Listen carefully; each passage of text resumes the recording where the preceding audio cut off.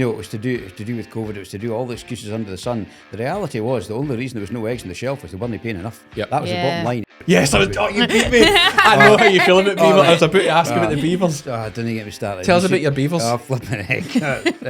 I had my hat on and pulled down low in case anybody saw me. What, your cowboy hat? No. That was again.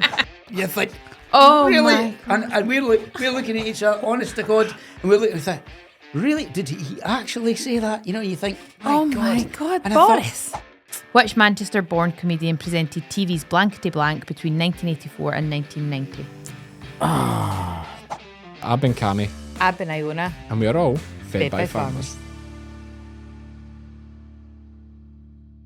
Hello and welcome to the Fed by Farmers podcast with me, Cammy Wilson. And me, Iona Murray. This week we are joined by Martin Kennedy, who is El Presidente of the NFUS, the National Farmers Union for Scotland.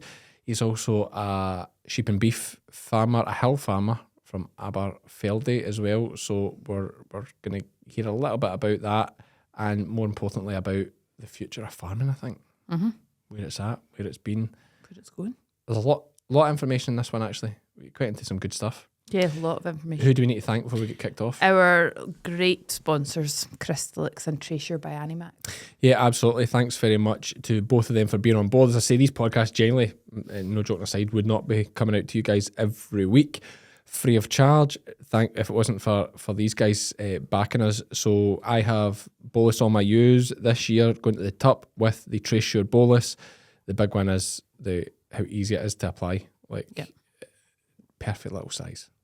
Lovely little size. Great. Yeah, and size matters. And next up we have Crystalyx as well, and we have some early ewes getting tupped, and I stuck a bucket of Crystalyx out to them as well, just because I thought everything looks so bloody miserable. Yeah, give them a wee treat. Wee boost. Aye. Yeah, nice. You're bound to ovulate better if you're energised. Mm-hmm. It's science. I meant to say in the Friday chat, but now I've not. That I got an email in to say somebody showing at a young handler showing your hoik named their sheep Iona after me. Oh, that's nice. So I got nice. asked to give a shout out, but now I can't remember their name. Well, that's nice. Isn't nice it? that Claim you to have fame? to. Yeah, that's nice. Yeah, no, I'll do it properly. I'll do it okay. properly. Well, while you're looking that up, Martin is a fantastic chap, great speaker. He is coming to the end of his term in February, where he'll have to step down as president. It's very similar to the American system. You only get so long in office before you have to step down. Not as big a razzmatazz around the elections, I must say. A lot less hate getting thrown about the room and rhetoric and all this kind of stuff. So we'll hear from Martin first, then you can tell us who it is. Yes, let's do it. Okay, here we go. Here's Martin. And we're here with Mr. Martin Kennedy, NFUS president.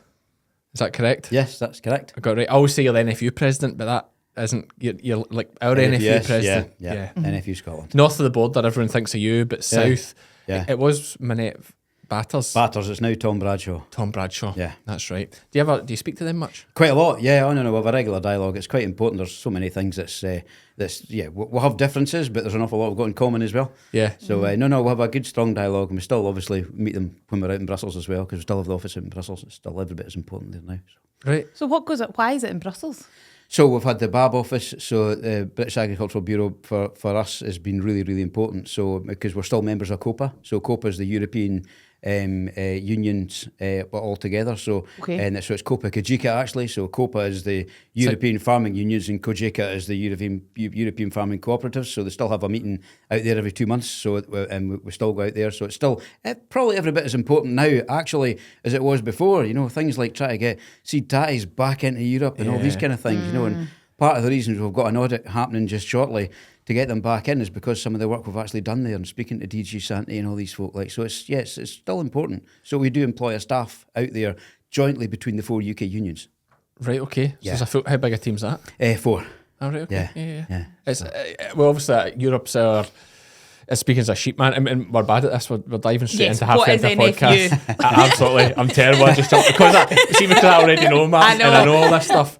I'll jump in. Yeah. So for people who don't know what is NFU and NFUS. Okay, so a lobbying body, NFU Scotland, has been a lobbying organisation primarily. That's the top priority is for lobbying for our farmers and crofters throughout Scotland to get the best outcome, and primarily lobbying politicians and others, retailers as well, to make sure we can get the best outcome for our farmers and crofters throughout Scotland. So, and we've got 72 branches, over 10 regions of Scotland, and about over 9,000 members. So. Wow, that's great. And how, it'd be interesting to hear a wee bit about your background, how it led you to get to that point. Probably young farmers actually probably started because going through the young farmers movement I was quite heavily involved, but even from a local branch level, Aberfeldy branch, we always had 2 delegates from the branch went along to the local Highland Perthshire branch meeting, and you just sat at the back and never said anything basically, but you listened now and again, and then just gradually got a wee bit involved.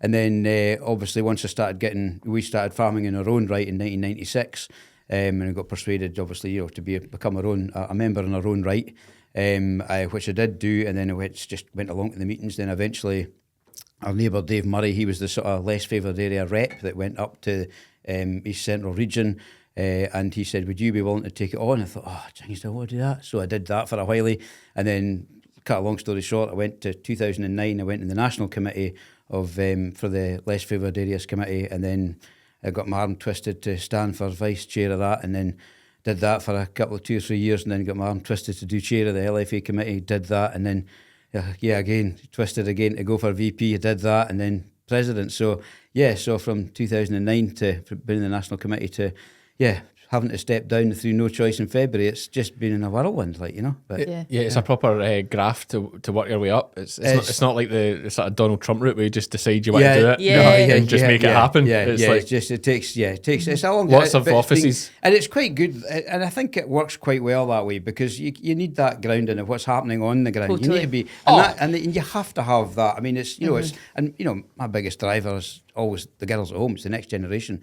and it's probably. Yeah, I think that's what we'll have to get right. I know I come over always upbeat and positive, but Jings, we never sell the industry being negative. We've got so much to shout about, and it's sometimes negativity is the only thing that gets me down, but it bothers me a bit. But I just try and rise over that. I absolutely, and I've said it before. I struggle with the negativity. I'm always positive, as much as I can be on social media, and that's why I don't often tackle maybe some of the bigger things.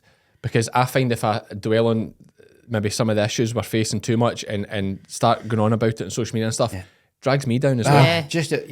And we need guys like I use Gareth a lot. He can shout. Gareth. He can shout for us all. Do you know what I mean? And all right, he's a wild man, but I tell you, he's absolutely for us. And we need somebody like that ruffling feathers. Absolutely. He's fantastic. So I'm very much one of these folk that probably let him do too much of the work. And I just keep having a laugh and doing the positive stuff. You need both. Yeah, I'm just not good at. I'll be honest. I'm just not good at. Dwelling on the negatives. It doesn't sit with, I don't enjoy it. It brings me down a bit, and I just I don't try and avoid it, but I try and, except dog worrying. I'll go on about dogs attacking sheep off the lead all the time, but that's just because I have to get the message out. But you are very positive. I'll say that about you. And you have to be, and sometimes but you don't have to be. You can be positive, although things aren't rosy. You know what I mean? You've got to be. I mean, but then that's difficult in your position. I can do that probably, but if you do that, it's like you don't care. Yeah, exactly. And I mean, I totally get that. But even when we had the rally outside Holyrood, we were, it was people were it was really serious because this was before the Ag Bill. The consultation was going to come out, and we thought, with 400 farmers outside Holyrood, and we think, we're trying to send a real message here. It was try to tell the positive story, but relay it in a manner that you look after this and we'll deliver what you're asking for. But you need to really, understand that we're serious about this. This is so much on the line here from Scotland. And that was it was only the rally I've been involved in organising. I've been at one or two before, way in the past, but nothing to do with organising of it. But it's a serious message that still has to go across. You have to get that serious message across. But it's, at the same token, if you don't come up with, say, these are the solutions, we can deliver these solutions in a positive manner, we'll deliver this for you, but you need to back us the way, listen to us, because we're the ones that understand it. Sadly, the decision makers don't. And that's a big thing, is that, there's not enough people in farming probably. I mean, we had Jim in before, and like, you know, Jim's in a good position. Arguably, they're probably daft putting somebody like Jim in that position, because you don't really want a farmer in the farming minister position, because they're too attached. It's good for us. Yeah, it is. But for them, it's probably going to cause them too much of an earache. So we'll see how that pans out. But like, it's such a difficult one, because, and I say this a lot as well, like, farmers, in terms the democracy side of things, there's no votes in agriculture. Yeah. Do you know what I mean? We're a tiny percent of the population, feeding all the population. Yeah. But there's no actual votes here. And as long as folk are getting cheap food and there's food in the shelves, they don't think about the farmer. You saw during COVID, I mean, that was great for us. Terrible to say. Yeah, I know. But you know what it was like? A few empty shelves all of a sudden. Why are we not helping the farmers? The eggs thing. Exactly. Like I that. know. I mean, that blew up. Everything. Yeah, it absolutely did. I mean, and it was, you know, they were saying it was all, you know, it was to do with COVID. It was to do all the excuses under the sun. The reality was, the only reason there was no eggs on the shelf was they weren't paying enough. Yep. That was the bottom line. And it's getting to the stage now, you know, farmers know. And it bothers me slightly. You know, some people seem to think, farming's a way of life. No, sorry, it's a big business now that has to make a profit. And if it doesn't make a profit, well, you just don't do it. You know, and that's the, you know, it's a really, and what we're paying for food now. And I get people are, there's a lot of hardship out there, and we can't forget that. We really can't forget that. But again, we're still only paying about 12-13% of our disposable income on food. Now, for those that is really tough, that's where governments need to step in and help. But if that's the average, there's an awful lot of people paying an awful lot less for it. And I think we've got to remember that that's where we are. We're the lowest in Europe. You know, the third lowest in the world. Is that right? That is the lowest in Europe by a considerable amount, and we're the third lowest in the world at spending on food relative to our disposable income. It's not a great start for what is deemed a G7 nation, you know. Right. But it's part of the reason Europe's costs are so high is because they're eating all our Scottish lamb. Yeah, well, that's right. That's fine though. It's like Peter Voyston, man. It's like, they're quite happy if they're paying for plenty. Reduce the risk of fly strike and livestock irritation at grass with Crystalyx garlics.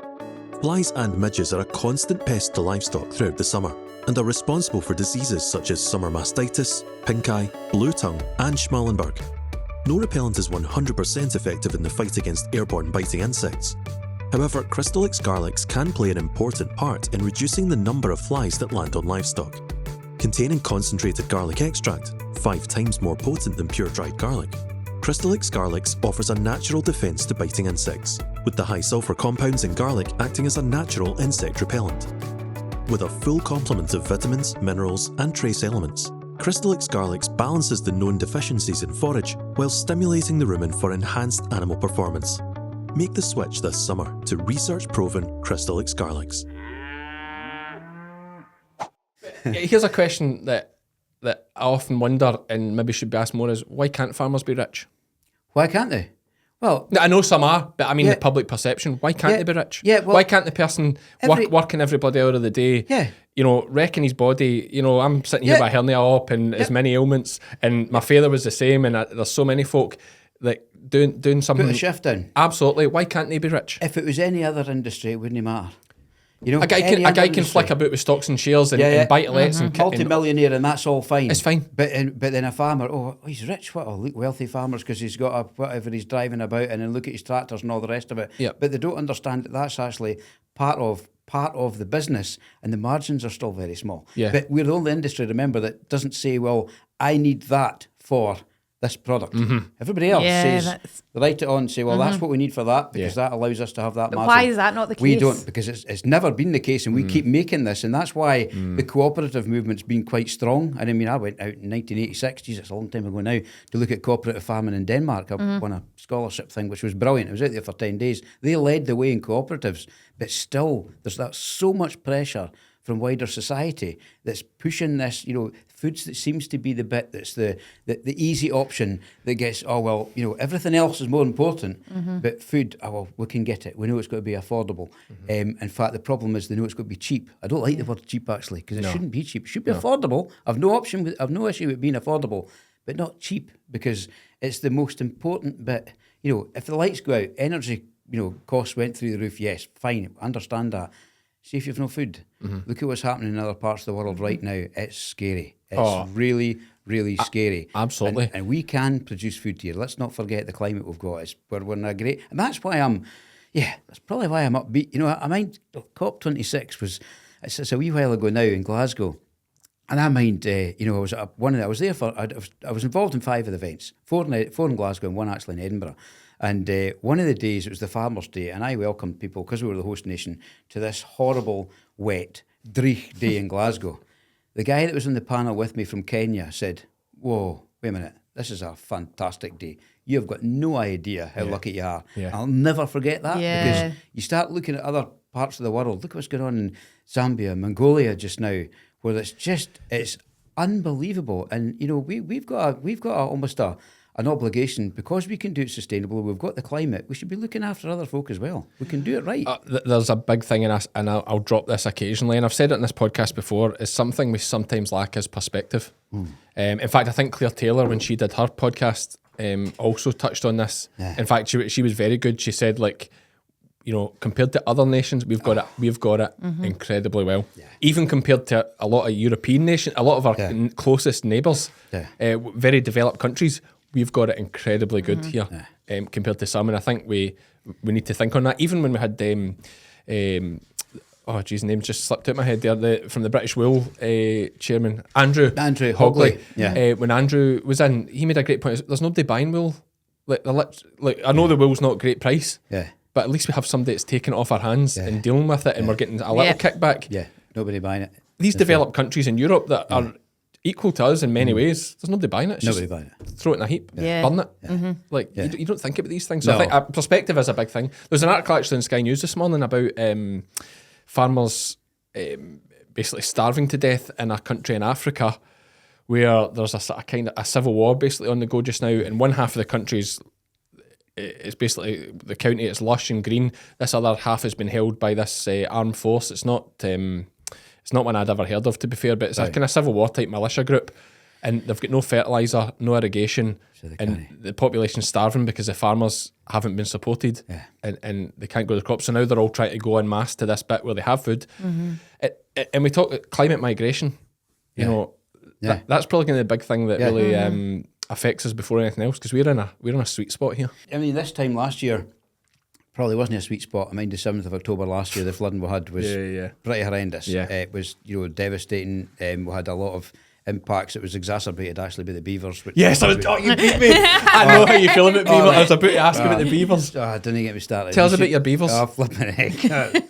Are they not just a cute little furry wee thing? Nice to see them out in the countryside again. You'd think, well, you're talking about... Why did we get rid of them in the first place? Well, about 400 years ago, I can't quite mind, Cammy. But I've a pretty good idea why that was the case. And I mean, you look at, you know, you're saying about looking at the global perspective, you know, back in the 50s, the kick started in Patagonia between Argentina and Chile. They introduced 50 pairs of beavers back in there to kickstart the fur trade.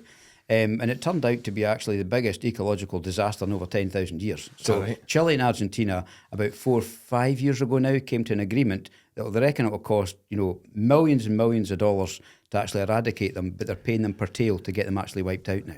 So it's just, I mean, why? What is the problem with them? So the damage they're doing. I mean, we keep getting told that, you know, they're wonderful. They're going to hold back the water. They're going to do such, you know, wonderful things for biodiversity.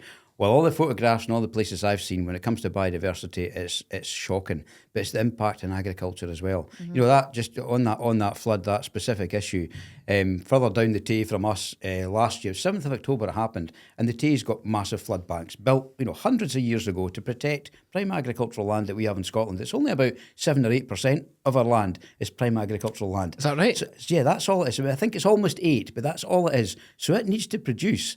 So these were built hundreds of years ago, and last year when the water came up, and it still had about 3 foot to go, it still had 3 foot to go before it was going to spill over the bank. But because of the lodges and the burrows in the bank, the pressure on like a river like the Tay or even the Isla for that matter, it just blew the banks out. Completely because blew it the totally banks weakened out. it. Because it totally weakened it. One breach alone, there was 25,000 tonne had to be carted in to replace that breach. Now, if we'd caused that damage in the river, we would have been punged on and quartered for the damage we were doing.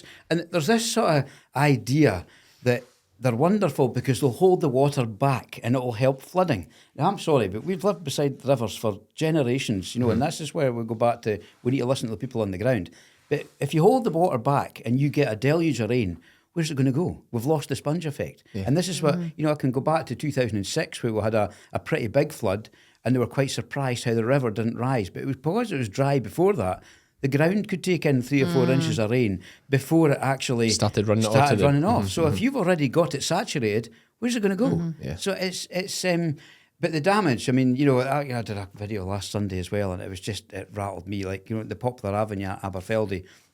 And these trees are just, you're talking trees that are, a lot of them are, 2-3 feet in diameter. That's not a problem to them, like, Yeah, I just chew them down. They're just cow. Yeah. But I remember seeing your video and they just mauled the banking. It's just incredible. And it's, and last Sunday really rattled me because it was, walking along the Poplar Avenue and of course somebody's going to get hurt yet. This is the bit that bothers me because these trees are just going to come down. The roads have been blocked, and then they've got to be taken down. That all comes at a cost. And then folks say, well, why don't you just put them, put something around the trees?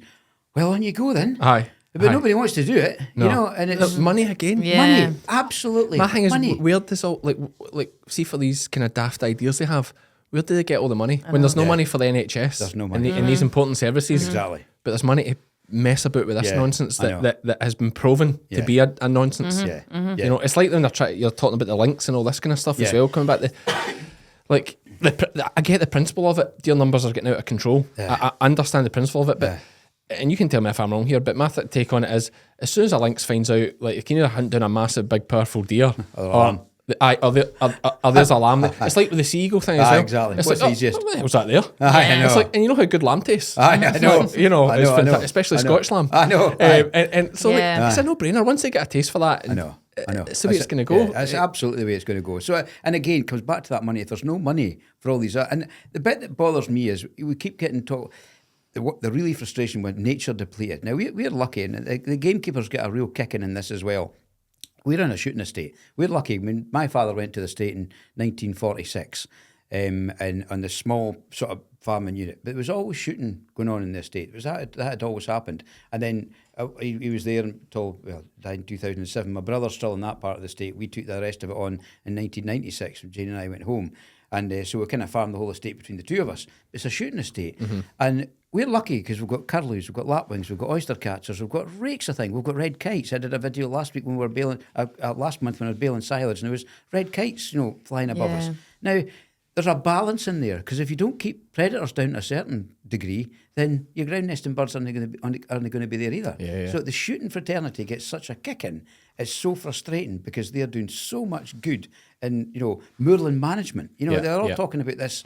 They don't want us, burning heather. We want to, and it's everything seems to be a restriction on that.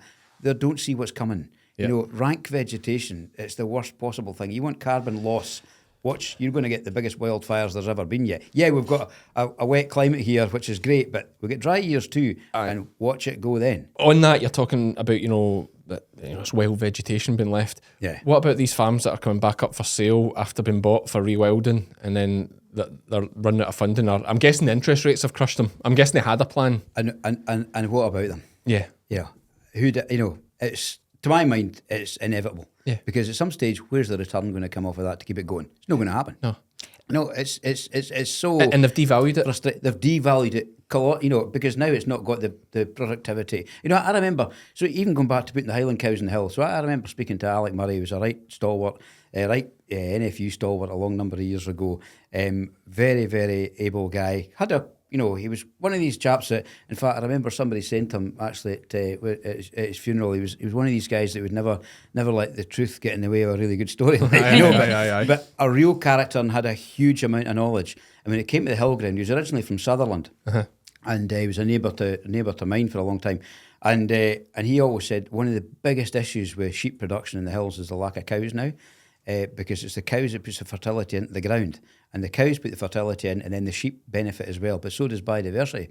And we introduced the Highland cows back in 2015, and you wouldn't believe the differences in the hill now. Is that right? And the sheep are benefiting, the cattle's benefiting, but so is biodiversity. And that's the difference. Now, you let something rewild and just let it go. So ground nesting birds, for example, no use. They can't see predators. They can't see. They need to be in short grazed. Grazed landscapes. So you don't get lapwings and oyster catchers and curlews and stuff where it's all rank vegetation. They're just not there. It needs to be a grazing management. What do you get? So you get nothing. It's just there's really nothing. You'll get a buckled deer and things, but it's not rank vegetation. There's not really much in it. It's just Cammy, too it's thick just and horrible. Yeah. And too there's thick nothing. and horrible. So Yeah. you need fresh shoots coming away. You need green shoots, and then you've again, we're always talking about the carbon argument.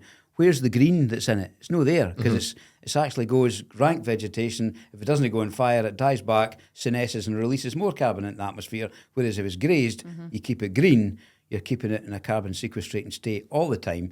You're looking after biodiversity. And by the way, let's not forget we're producing top quality nutrient dense protein. Which is just Off ground, it fantastic. can do nothing else. Off ground, it could do nothing else. Yeah. I'd love to grow carrots at 2,500 feet, but it doesn't work. Yeah. And who's That'd be a buying? big carrot. Who are buying these farms to Rewild? I got a. I didn't get a row, but I started getting a bit conspiracy theory about all that the other day. But like, who is buying them, Iona? Who is buying them? I don't know. You know, there'll be a name of who's buying them, but who's actually put the money up? Yeah. I can't remember if I asked Jim something similar to that, or maybe that was off camera. I asked him about that because Right. I've got this theory of like, Go on, tell us. Aye. Come Right, on. Martin, you It's the can- same one you- as me. in fact- I'll go first, right? No, right, you go. Right, no, you go. right, well, because I need you. I don't. I'm the kind of guy I can tell. I can be told when I'm talking nonsense. So Right. you're the man to tell me. But I am a big believer in. You know, I said it about conspiracy theories, but it wasn't so long ago we were hearing about some Russian family that had been living as another nationality as like sleeper cells, and you think that's something out of a James Bond movie. Like, how can that be true? So I don't think it's too far fetched to say that if I was one of these kind of foreign nations looking to the future, I think one way to make it, buy land Yeah. and rewild it. You know, if I'm not going to name any names because I don't want Big Vlad to be listening and getting upset. I know he's a big fan. Shout out, Vlad, thanks for Cammy, listening. I hate things like that. What if he actually did? Vlad, I wish you didn't listen. Like if I want to make somebody weak, Yeah. then target the food. Aye. How do you target the food? Aye. Buy Have the less land. of it. Yeah. And Buy do better the now. land and turn it into rubbish. no, that plant, makes me feel plant trees or ill. rewild. That's just it sounds conspiracy, but I No, don't think it makes sense. It's not so ridiculous as you think. And As you think. there's How many probably- of the big landowners are Scottish or British? Well, exactly. Well, and there's probably another side to this as well, because there's an awful lot of greenwashing going on. Everybody's talking about carbon credits was the one for a long time. Biodiversity credits is the one that people are looking at now as well. And you think, well, really? That's how you're going to buy your way out of doing? So the greenwashing thing really rattles me. The whole carbon credit Aye, thing, it's ridiculous. it really, I still think it's like the Wild West. I mean, just because whether it's an airline or whatever, either plants trees or buys a peatland and does some restoration, does that make the planes any greener? I know, it Well, annoys it's me like- so much. I think Ryanair were buying. rattles me. I I know, might be wrong. There it's- was an airline was like buying farms, and I think it was. I want to say it was an island. So that's what I'm thinking, Ryanair. But they were buying, and it's like we're offsetting our carbon. So nothing's changed. No. The No, you're farm, not. the farm is already there. Offsetting yeah. does nothing for emissions reduction. Aye. Nothing Aye. at all for emissions 100%. reduction. So it's so frustrating. And yet, by doing that, they're compromising, Fertile land. They're helping your cynical view because they're compromising our ability to keep producing that food. Yeah. And we're only 60%, self-sufficient. That's actually by value. If it's by volume, it's only about 50%. It's quite scary where we are in the UK. Is that right? Yeah, so there is a big difference there. Everybody talks about this 60% of self-sufficiency, but that's by value. By volume, it's actually about 50. But you say 50% self-sufficiency. That's on a gluttonous diet that we're on just now. I mean, Yeah. if push came to shove, we'd be all right, surely. If we all... I could probably eat half as much as I do. Yeah, well, maybe I've probably been eating too much this last few years. to be honest. I noticed that when I know the day that Katrina that said me to go to the hill, and I'm thinking, oh, jeez, no, I shouldn't. But no, you're right. But we need to focus on. I don't know so much if it's the volume; it's what we're eating. Because what we're eating absolutely. sometimes is no helping. You go back to everybody talks about the state of the nation health wise right now. So you go back 50, 60 years. And look how lean people were, but they were actually consuming quite a lot of red meat. And High it protein. might have been rabbit or deer or venison or whatever, and if they couldn't afford it, but there was an awful lot of good nutrient dense protein consumed in a red meat form. Yeah. So that's really, really important. We're not doing that now. It's all high carbs and easy, Sugar. quick sugar and Sugar's salt. a bit- yeah. So we need to be careful. So I'm not convinced we're going to have, we'll get this, we're living longer and we're living longer. Not sure now. It was in the news last week, was it not? That it's is it? it's tapering off. It's Oh, slowing well, that's down. no surprise Really? now, because Yeah. I just think that's not going to be the case now, because we're all carrying too much weight. You know? Yeah. But it's all these companies as well making the highly palatable foods, like doing all the research into literally how it feels in your mouth, like with chocolate and crisps and the textures, which they're literally training us to overeat. The food things. I mean, But how does the government make money from this rewilding land? well, I don't think they do. Yeah. They don't. So I mean, and this is the whole point. The country should be run like a business. Yeah, and it should, if you can afford to do something, do it. And going back to the Beavers and all this kind of, if you can afford to do something, fine. If you can't, don't do it. Yep. And it always frustrates me, because we have to run as a business, and if it's not a profitable business, well, we wouldn't be there. A country should be like that as well. And to be honest, a lot of our politicians weren't business. Years ago they were businessmen, and then they started running. That's not the case now. There's a lot of people who study politics and they start. And don't get me wrong, there's a lot of really good politicians out there. There's a lot that I could see them far enough. And I've always said that I have to be Majority careful these days. I have to be careful what I say, obviously, but Yeah. I can say what I like. I'm stepping down February, but Exactly. no. But the reality is, and there is, and it doesn't matter what party they're in. And this is probably south of the border and up here. I think there's a lot of good politicians out there, but from a rural perspective, I'd like to run them all through a shedder and basically have, regardless of what party they're in, put all the guys that are, women and men that understand it into one pen, regardless of party, and say, right, you sort out the rural stuff because you understand it. The rest of you keep out because you don't get it. And I think it's so frustrating when people make decisions that don't understand. I mean, we're worried about the budget. 30th October, it's coming out. Is there going to be issues around inheritance tax? What is there? I hope not. This because- podcast about 10 days, a fortnight before that. So it's a good time to give us your predictions. Well, so you can say what you like now. Well, remember? Steve Reid has said, so who's the DEFRA Secretary of State now, and he was the shadow one, which is fine. And Daniel Zeichner, who's used to be called the Agricultural Minister, he's now the Minister for Food Security and Rural Affairs. So an interesting title, and Labour have come out with the strapline that food security is national security, and we're trying to hold them to that, because without that nationally, you talked about it earlier on. How do you attack a country? Well, tackle its food. So national security, food security. First obligation of our country is to feed its country, of our governments to feed its country. So we've highlighted this to him, because from a family farming business setup, inheritance tax issues would be just a nightmare, because it could end it completely. It'd probably devalue land, which some folk might say might not be a bad thing, but from a family farming business, not just owner occupiers, tenants, it's done a lot of tenants improvements that's got agricultural property relief on tenants improvements and fixtures and fittings, sheds, all these kind of things. That could be devastating. They're talking about the radio when it was coming down this morning about national insurance contributions being another one that's going to be, that's going to affect some of our on the employer's poultry side. guys on the employer's side, so all these things. So they need to, quite often, they don't look far enough ahead and look at the unintended consequences. Because unintended consequences of decisions that are being made by people who in 3 or 4 years' time are probably not in that seat any longer. I mean, for a while we're down in Westminster, and I remember we're speaking to Paul Scully, who was the Bayes Minister, Business, Energy and Industrial Strategy in Dover House.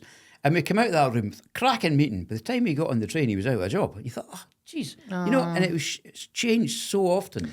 That's one thing. I think it was in The Rest is Politics they said this, or certainly one of these podcasts I listened to, political podcasts, where they said that the one really good thing about basically a dictatorship. Yeah, dictatorship. Yeah. The one great thing about a dictatorship is they make plans for the long-term benefit of the country. When it's a 4-year, 5-year cycle, it's what wins quick votes. Yeah. And that is actually putting so many democratic countries back the way, because they're doing short-term quick fixes all the time. Yep. Rather than we suffer now for a bit for the greater good. You can't suffer now because you lose all those votes. Yeah, I know. Do you know what I mean? We can't suffer for 5 years because you're out. No, Yeah. you can't. And the next party's promising to reverse the things you've done. So they'll get all the votes. Yeah, and the thing is that, and let's look at what's happened now. Westminster government has changed hands already, and look at the honeymoon period didn't last that long. It seemed to been be a disaster. It seemed to be there's this 22 billion black hole that's there, and it was all the previous government's problem. But it's always easy in opposition. So walk in the park in opposition, but then as soon as you step in, you've got to make the decisions. But that's like what we're doing as a business. We've got to make the business. So if we screw it up, it's our fault. We have to pay the price. But if people that are making bigger decisions screw it up, everybody else has got to pay that price. So Not them. Not them. They're onto something else. Not them. They're onto something else, or maybe not even in that position. And the shift there's been, DEFRA secretaries of state. That's one thing we've had in Scotland, to be fair. We've actually only, since devolution in 99, we've only had 4 cabinet secretaries for rural affairs. There's only been Oh, so we've been consistent. Ross Finney, Richard Lockhead, Fergus Ewan, and Mary Guzon. Yeah. Mary's been at a while now, actually. Yeah, there's only been 4. So in terms of continuity, because the Yeah. worst thing you can have is somebody shifting In and and out. changing. Yeah. At least you've got a bit. Yeah, 'cause you'll not know to say Mary they're very all- well. Yeah, not to say they're making the right decisions all the time. We quite often disagree, very often disagree. Yeah. But at least you've got a bit of continuity, you know. So because every time you change, you've got That extent, yeah. I don't know if have you ever read Rory Stewart's book Politics on the Edge? No, but I can imagine Well- it'd be really good well because he's an worth it. interesting guy. Yeah, I did it on Audible. Him Like, and Alistair's podcasts are really good. Like, and do you know, weirdly, I actually don't particularly like either of them. Right. But I when they can. come over. But they speak well on things. Aye. Like I mean, they're far too anti-Scotland for my liking. A lot of things. Why are they anti-Scotland? Because they're Labour and Conservative. They're like passionate. They were passionate in the No campaign.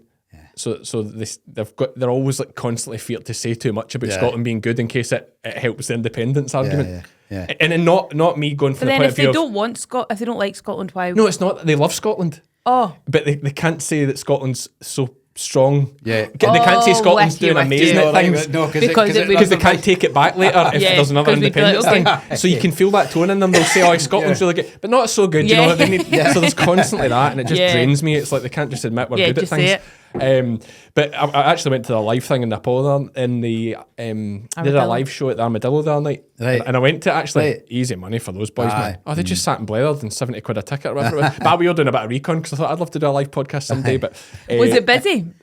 mobbed? Sold it. Was it Oh, really? sold it. Very middle class. Was it? Yeah, I had my hat on and like pulled down low in case anybody saw me. What, your cowboy hat? No, I wouldn't again. No, just my baseball cap. I did pulled down low and I was sitting like, down low in my seat. I just went myself. I was like, I just went just to see how they do a live podcast. Yeah. To see how it's done. And Right. easy money for the lads. Yeah. But I that Politics on the Edge book. Rory goes big on that. Like, I mean, I would argue this. Like, he's definitely the best of a bad bunch. Aye.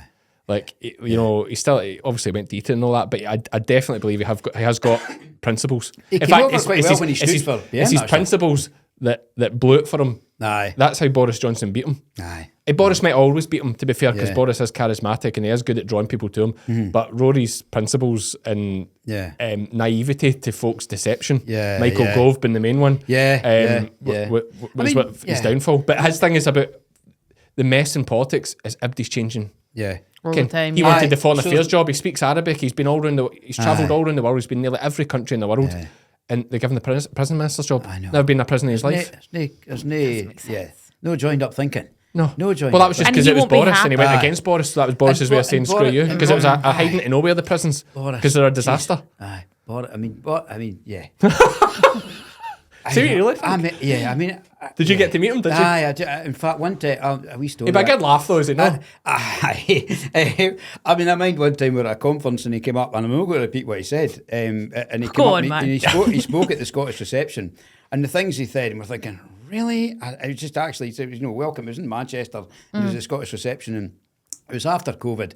Oh, well, I will just say, anyway, but it was shocking, I thought. And he said, he came up, and of course he was, everybody giving a big cheer and that. And he says, oh, it's great, we're back out of COVID and everybody managing to get back together again and, be a bit closer and, exchanging things and like bodily fluids and all that. You think, Oh, really? my God. And we're looking at each other, honest to God, and we're looking and think, really? Did he actually say that? You think, my God, And I thought, Boris. it was, and honestly, it was incredible, and That just sums him up. well, do you know, Sums them up. And it was, I remember, because we've always had issues about Labour and things. Labour's a massive issue. We went down with an opportunity for UK unions. Here's another story, actually. But for UK unions, we got a chance to go, and it was a sort of supporting British farming, it was sort of, where there was stands from food suppliers from all across the 4 nations. Yes, was it Downing Street? Was it? Yeah, I saw that. And, the food summit or something, or the. So this was so there's been 2 or 3. This was actually before the Food Security Summit, which was the Farm to Fork Summit.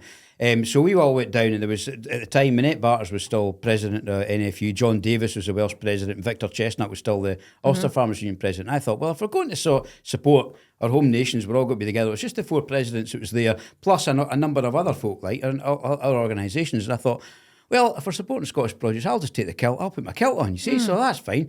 So I agreed all that. So I put a kilt in the hold in the plane, so it was going down there, and we arranged to meet at Smith Square, and we got changed. And of course, we're walking along the street, and I never thought anything about it. And Victor said, you got your skiing doing? I completely forgot. In the plane, it was fine in the hold. And I thought, going through security, they'll not let me in. And Victor says, you got that? I says, I'm going to lose my skiing do. There's no option here. So anyway, Minette was first, and then it was John, then Victor and myself. So we went through the first bit, and the guys just waved us on. There's 2 bits of security, your pass and all the rest of it. Then went through, there's an airport scanner bit as well that you've actually to go through. So, and it's just, so Minette was in front, and she had her jacket on and her coat and her bag, and there's metal bits, everyone had to come off and go into the tray, through the scanner. And then it was the same with John and Victor, and then I came up, fully dressed up in the kilt. The guy goes, down you go through the scanner. And of course the scanner went, beat, kilt, pin, skiing, do everything. Out the other end, says, down you go.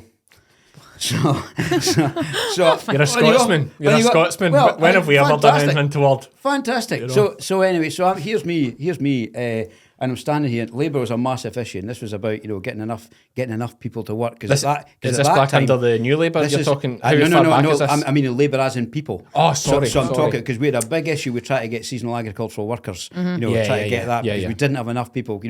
For particularly from the fruit and veg side. Yeah, I remember which was massive. I thought it was bold you saying Labour were a nightmare when we've got to soak up some at the moment. So it was. So I'm standing here, speaking to Boris about about the serious issues about seasonal agricultural workers, and I says, we can't get people to work here. I says, we need them, absolutely need them. He says, well, just pay them more. That was his easy answer. It was just pay them more. I said, doesn't it work like that? People here are not doing this job. Didn't he get, like you said, charismatic?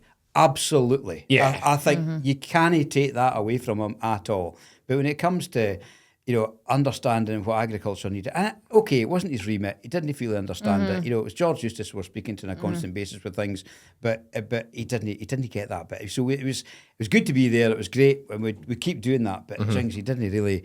He's too far removed from it. And then and that continued through because at that time Liz Truss was DIT. Secretary of State for the Department of International Trade, of course, trade deals, all these things. And I remember speaking to her and because there's a DIT office in Edinburgh now. And she absolutely assured us that there'll not be an issue with the trade deals. And of course, they did them really quick with Australia and New Zealand just before the G7 to say, well, look, we've done that, no bother at all. This is still like screw you to Europe type thing that we can make deals. Well, it was, exactly. So because Brexit's not a problem, we can make our own deals. But they used us as a pawn. You know what? I was in that room with, there was Liz Truss, and there was about another probably 8 or 9 of us. And there was salmon, there was Whisky Association, there was aeronautics, there was technologies, there was financial services. Everybody could see a fantastic advantage of a trade deal with Australia, particularly. Huge advantage there. But I was the only one there that was representing an industry that would be under threat. Yeah. And I was assured, and I raised that 2 or 3 times, and Liz Truss said at the time, actually, you don't need to worry about this because the Trade and Agricultural Commission will look after this and will scrutinise these deals so that there is no implications. Now, at the minute, there's not, but it worries me further down the line still. And it was, of course, we weren't listening to it at all. And this is in terms of the beef side of things more so than anything else? Beef, because obviously, the TRQs, the tariff rate quotas, limited because it's a free trade agreement, and that's okay. It's going to diminish over a period of time. It will get worse once we get over a 15-year period.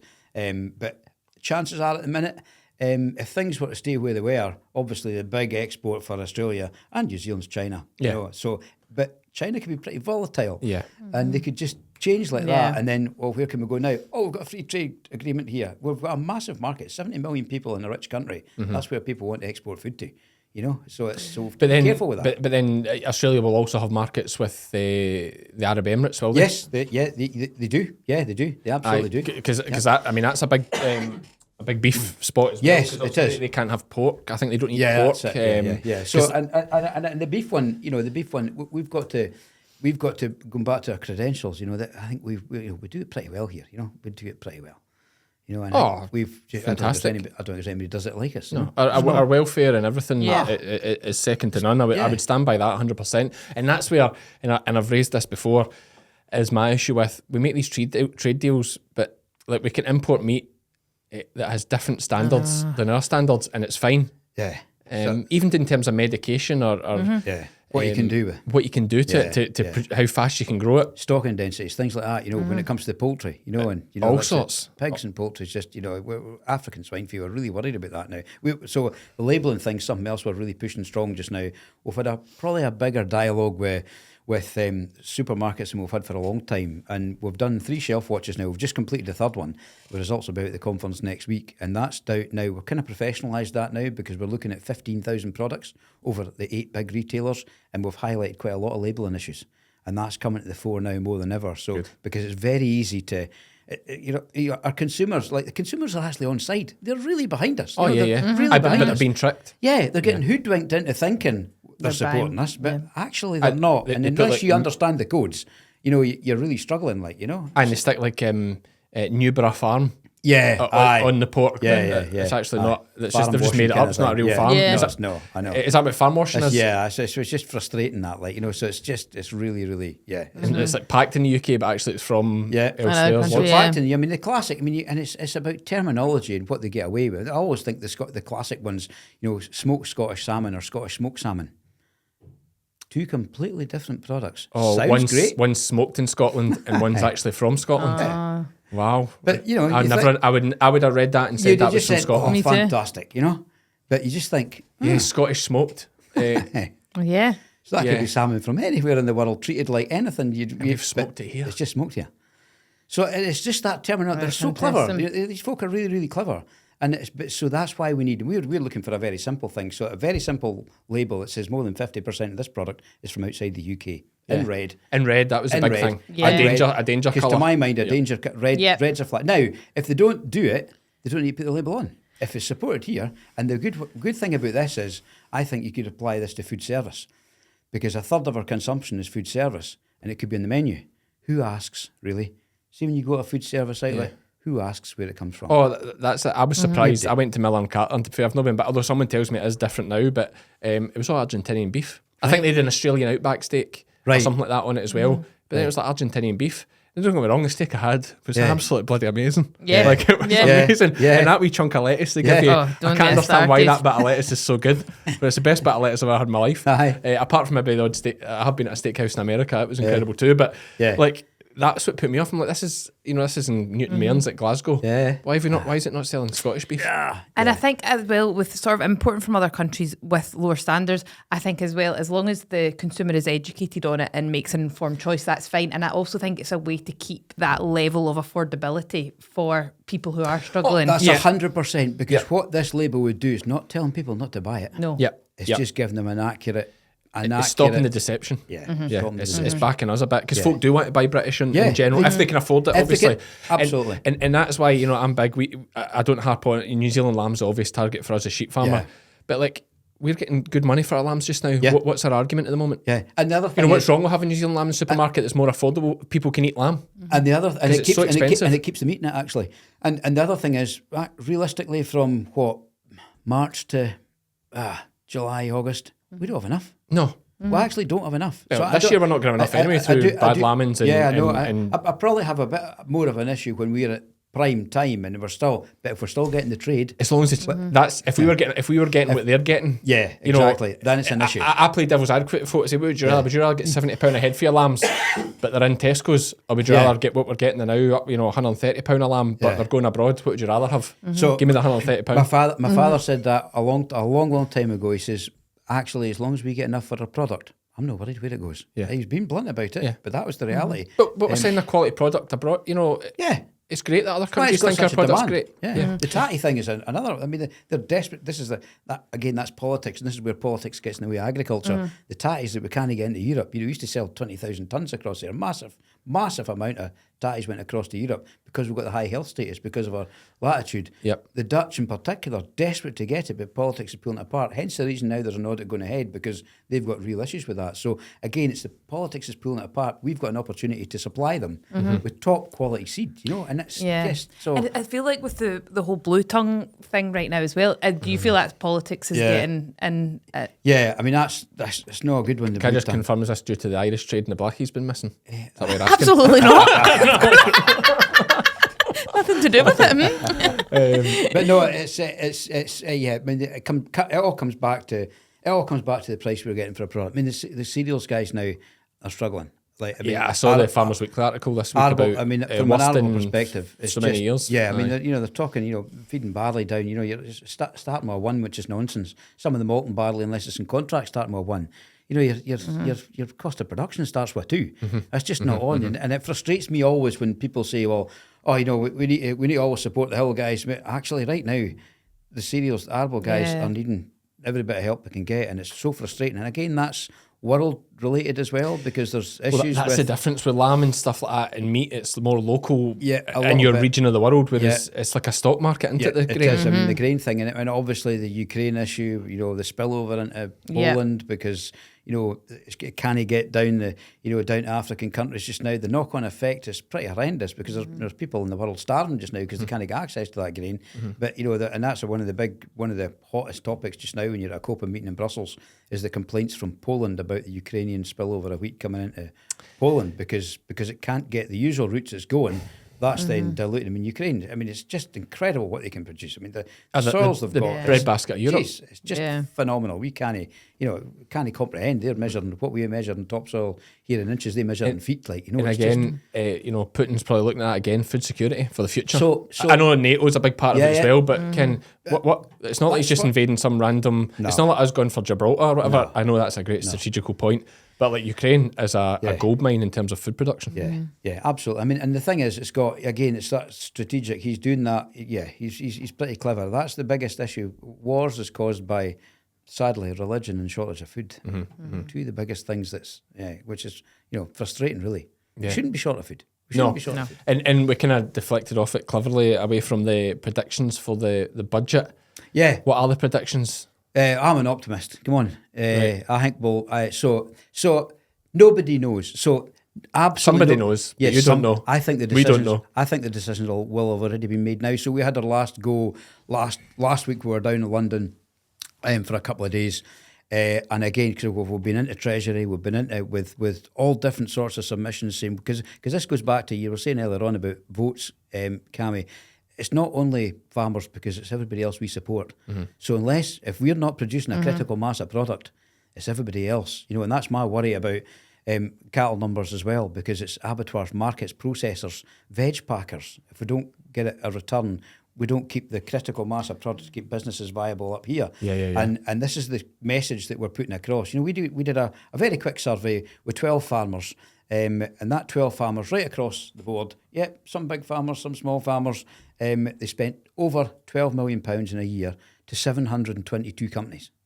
722 companies that were getting money spent from agriculture. So when you talk about support that's going into agriculture, it underpins so much, it's incredible. So for every pound that's going into agriculture in Scotland, it's returning £6 back into the economy. So, you know, you're only talking 620 million. So that relates to about 3.7 billion of an output, and then that's the catalyst for a £16 billion food and drink industry in Scotland. Biggest industry there is. So although we've not got a lot of votes within ourselves, it's the catalyst to something that's absolutely massive that puts Scotland in the map. And that's where they need to remember this. And so the dialogue we had going back to the budget with, you know, like Sir Daniel Zeichner, Steve Reid, and with the Treasury officials, that's the message they need to hear. And we're trying to drill that in on a constant basis, because if you undermine that, then the economy's just going to, particularly in Scotland, and it's so much more important in Scotland, agriculture relative to the economy in Scotland is so much more in Scotland than what it is south of the border. So that's the kind of message we're putting across. But trying to get something out of them, they weren't giving anything away. I saw prediction, you really put me in the spot. Well, give us an inheritance tax prediction first. What's happening there? I don't think... So how can you give a prediction? I don't think they will. I'm not convinced they won't do something in national insurance. We've said that this is going to. I think she's basically. I think Rachel Reeves or kind somebody of leaked a little bit out there. Well, to she see how basically it's going didn't to hit. answer the question. And basically led that. It's in their manifesto that employees won't pay more contributions. Employers' contributions will go up. So there'll be some folk out of job. Iona. But don't worry about it. We'll look at it. And, we'll look at it. You can go halfers on me with it. We'll go halfers. But there is also talk they might actually take that from the employer's pension contributions to balance it up. I've seen that. But I think there's too much talk about this inheritance tax for it not to become something coming. I think they've been leaking it to get the reaction. So I think the national insurance one will be slightly different though from agricultural property relief. I think that'll be different. Well, I mean, there's a difference between predicting something and saying what you'd like to happen, but I'm not convinced they will do something in inheritance tax. I You think they'll keep it as is? I think they'll keep that part. I'm not saying they won't do anything again if they leaked something, but it seems to be there's usually more leaked by now. We're only a couple of weeks away from this, and usually they sort of maybe the national insurance one is one that they've let go and see what the reaction is going to be.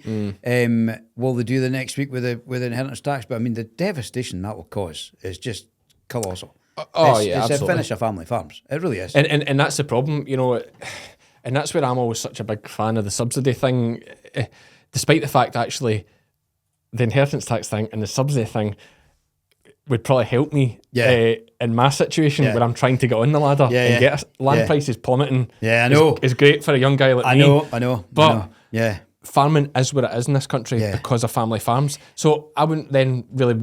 So it's not that I wouldn't want to do it. Yeah, you're right. And it's destroying the thing you love to get to the thing you love. And is it always about having to... I don't think it's always about ownership of land. And this is where I do have issues with Scottish Government quite often is, why is it about ownership of land? I've got no intentions. It'd be a millstone round my neck if we, had the opportunity.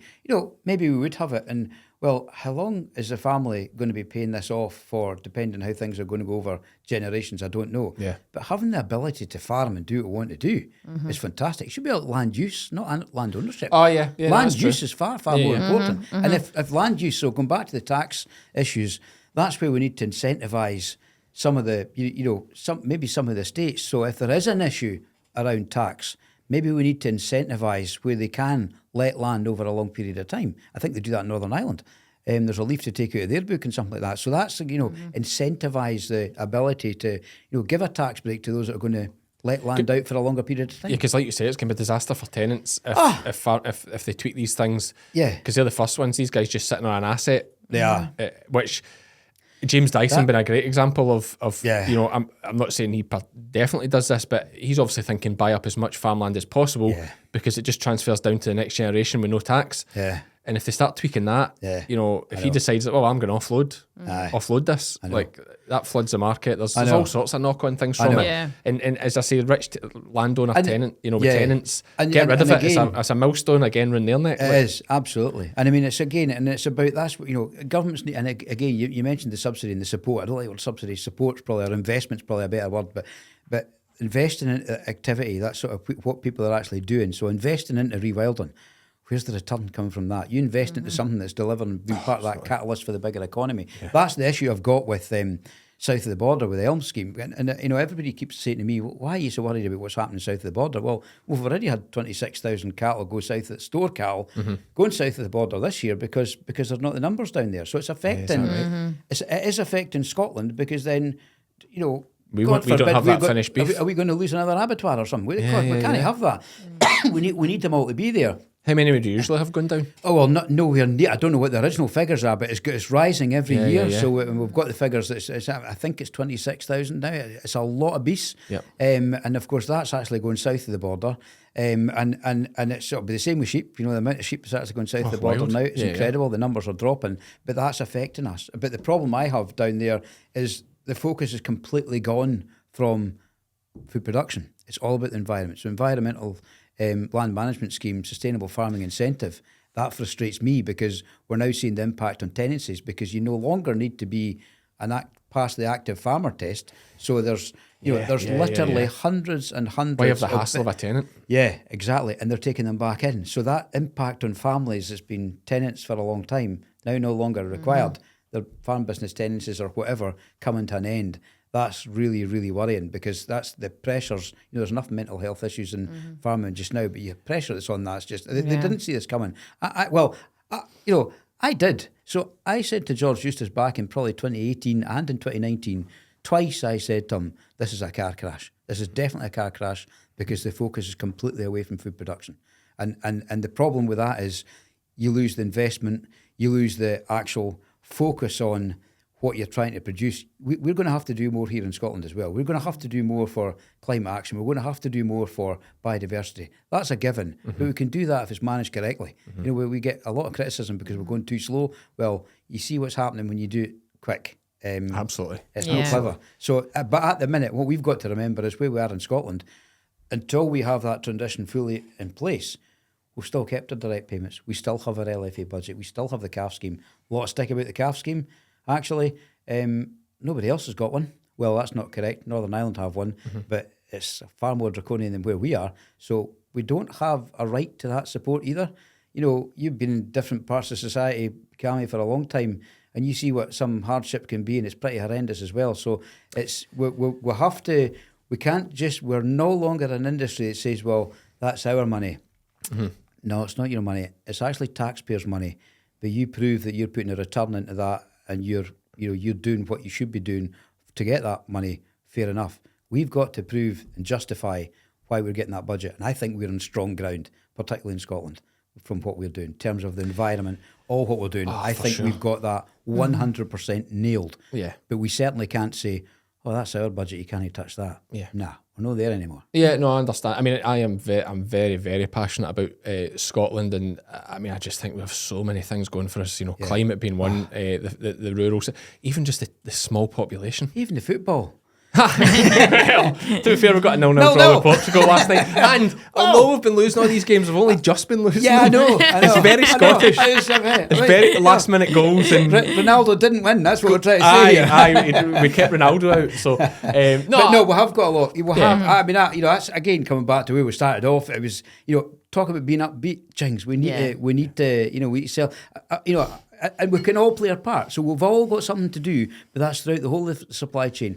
We've got our part to do, but so does everybody else. And I was speaking at the Sam W conference there a couple of weeks back, and they asked me to speak for 5 minutes. I'm bad at that, so it was about 15. and I didn't know whether to do a wee presentation or not, so I was home late the night before, and I thought, no, I'll just stand up and speak. And then I got something in my head, and I thought, I need to do something. So I put about, a dozen slides together. And it was about, and I sort of did it over sort of 5 topics. I had nothing, the night before, I had no idea what I was going to say, but I'm really bad for that.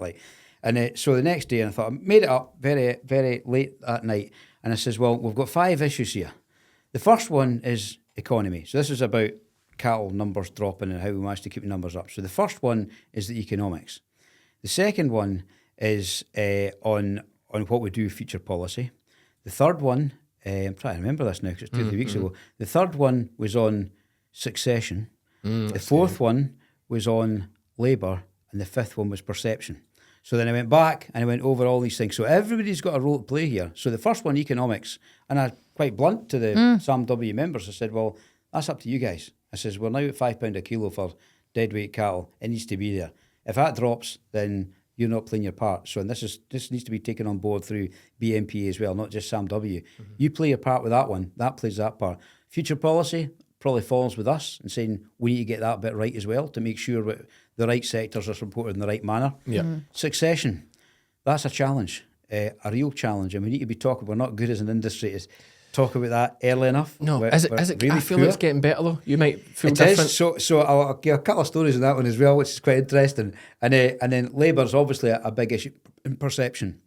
And I put a couple of slides up. Gillian, oldest daughter, was out in the Harris Ranch in California with the Agri Affairs Committee 2 or 3 years ago. Well, no, just before COVID it must have been. And she had this slide, and there was 115,000 cattle in this one feedlot. 115,000 cattle. And it looked pretty ropey like. Yeah. But the trouble is, we're tarred with that stick to a degree. This is about, we get this Doesn't it help when media outlets are making stories about UK beef and using those images? Exactly, and that's the problem. So and that perception is so frustrating, and so I think we've all to play a part here. But going back to the story we've got, is that's not the story of what we are. We're in a different ball game from that altogether, completely different ball game. So we have the right to shout from the rooftops in terms of what we're doing for the environment. So going back to the Harris Ranch. Is it great for animal health and welfare? Pretty dubious. Is it great for the environment? Certainly not. California, they don't have water anyway. They're depleting their water reserves. Is it efficient? Absolutely. We could never compete with that. Not a chance. Yeah. So there is no way we can compete in a commodity market. So because we just couldn't compete with that at all. Yeah, it's just it's factory farming type thing, isn't it? It is, and that's not where we are. Okay, we've got beasts inside. We've finished them inside. But as I'd said on Sunday, I did another thing on Sunday there, yeah, we finished our calves. Once they were spayed, we kept them in for a couple of months, and but we're producing dung. That dung goes back onto our soils, and the soil health we've got in Scotland's hell of a good. The carbon content's good. We need to shout about that as well. And then because we've got a lot of dung, we don't need to put so much fertiliser on. It's a whole circular economy, it's massive. So I think we've got the right to I think we've got the right to shout from the rooftops, you know. We've Oh, got, and we do still have that kind of fairy tale beautiful thing in the UK where, and there's exceptions to this, of course there is, where the farmer knows all his cattle. aye, Yeah. You know, I know. especially a cow. Sheep not so much because they're a quicker turnover and bigger numbers. But cows you do. You get attached to them too. Aye. Yeah, cows Aye. that they could be there 10 plus Aye, years, yeah. and you don't have as big a numbers, and the farmer knows all his cows. Like Yeah. you said, your dad loved his cows like, Yeah, when you he had did, them. yeah. Like you just get to know them. They're Yeah. kind of nature. And I've came to realise they're so much bloody easier than sheep. Yeah. Like I have just You're came to Never away, realise. you're never away from sheep, are you? Oh, honestly, You're never away from at them. home I see the cattlemen go out round the cattle in the morning through the summer, scoot round them. Aye. Everything all right. Job done. Us, sore feet, fly strike, cowpeas, clipping mastitis. Oh, it's like there's it's stuck. He'd stuck in a fence, broke out. There's just so many cattle. You just need one wee electric line, and it keeps them in. So good. Can you set up a Yeah. wee solar hanging a wee line and it keeps them in? Aye. It's like what a game this I is. know, I know. So okay, we've got kind of some of your predictions there for the. You're very folk will be very pleased to hear that you're positive. Listen, and I might be miles off the mark. Nobody knows. Nobody knows. I mean, I'm just putting my optimistic. But you're giving view us on it. hope for another Yes. fortnight. I definitely. I mean, you got to be. I mean, Jinx, if you know, we've put one hell of a shift in this last number of weeks and months, you know, to try and make sure, because we're knowing this is going to be really important. New government coming in, you think if they don't get this right, the impact that's going to have. So, and Is Labour a bad government for farmers? well, traditionally, you know, my father used to always say that actually farmers did very well under the Labour government. All right. But at the minute, I don't know. I suppose the jury's out. I just look at Wales. We'll know That's in a what terrifies me. We'll know in a couple of weeks. Well, exactly. Well, what was happening in Wales before the election with this 10% of your trees. farm had to be 10%. trees and 10% had to be rewilding, That's was still it? there. Well, they've just delayed it. They're so Delayed it. flying. Yeah. They pushed it back. It's like, oh, the election's coming up, we're losing votes, delay it for a year. I know. Yeah, exactly. I know. Don't get rid of it, just delay it. I know. And folks stop talking about it. Yeah. Well, we had a catch up with the UK unions last week, as I said, and yeah, so the 10% tree, they've not got rid of that yet. And then you've also another 10% set aside for the environment as well. So that's a huge amount. Yeah, it's 20% production. of these all these farms. Like Yeah, it's it's a huge mad. amount. Now, I think, you know, again, coming back, and I get, geez, Cammy, I get a hell of a stick for being involved with government and being close to government. I just don't think you can be close enough sometimes. Honestly, can't. you can't. No, You've got. absolutely not. You can't. You can stand outside that door if you want and shout and roar if you're not at the table. Absolutely. Yeah. What influence have you got? See, I am all for, see if you have to kiss Boris Johnson's arse to get something done for farming, do it. Do it. Like, The thing is, you don't. If you're not in the room, you can't. And you can shout all you like. aye. You can shout all you like, but you have to be. And it can't just You be don't have that to always shouting. agree. The problem is, the perception is because we're in the room, it's all rosy. No, No. it's far from that.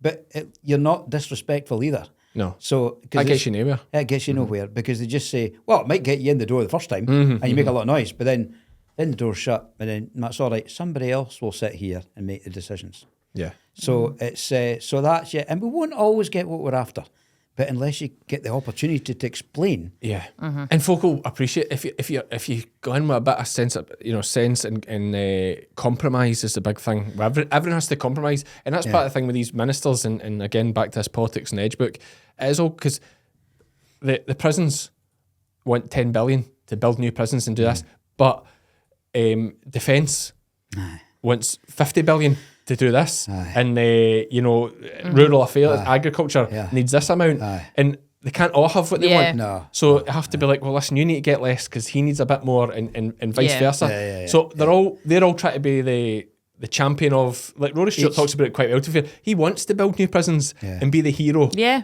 but he can't because he understands that the NHS needs 100 billion. It's about priorities. He understands he's a hiding to nothing because and there's no votes in prisons.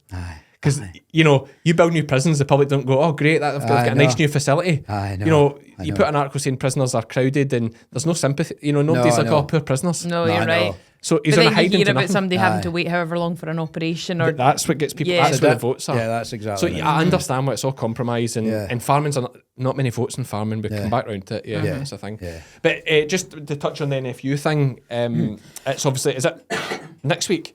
What date is it? The conference. The conference. No, it's in February. 24. Oh no, the AGM's in February. AGM, sorry, AGM's in February. Yeah. Yeah, 6th, 7th of February. And that's when you're kicked out. I'm kicked out. Yeah.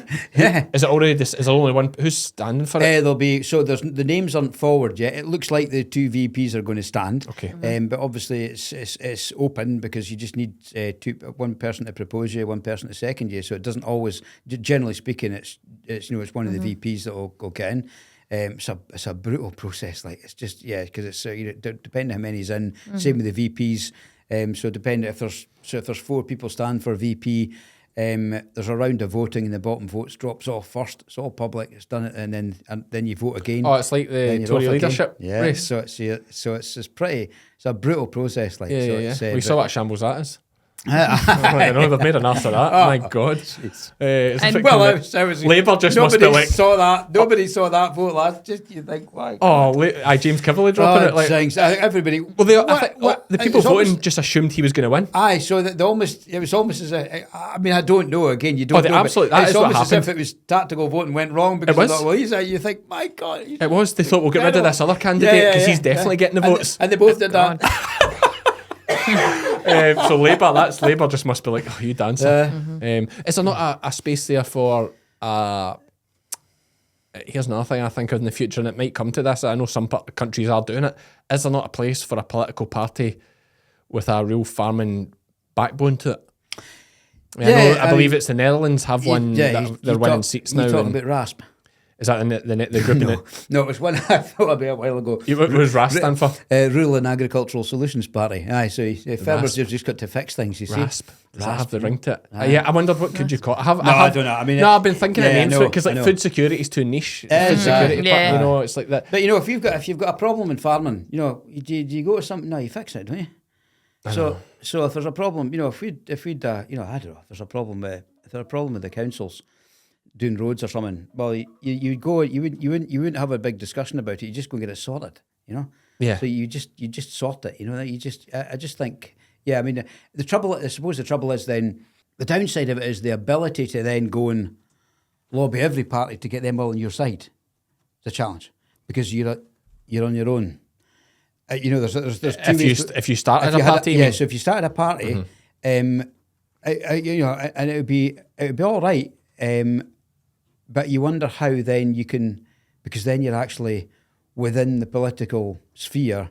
You can't go to 3 different parties and get them to take your view, because unless they're going to back you, because you're not just going to be looking at agricultural per se. You're going to be looking at everyone else. You're going to have to deal with national health. You're not going to have an option.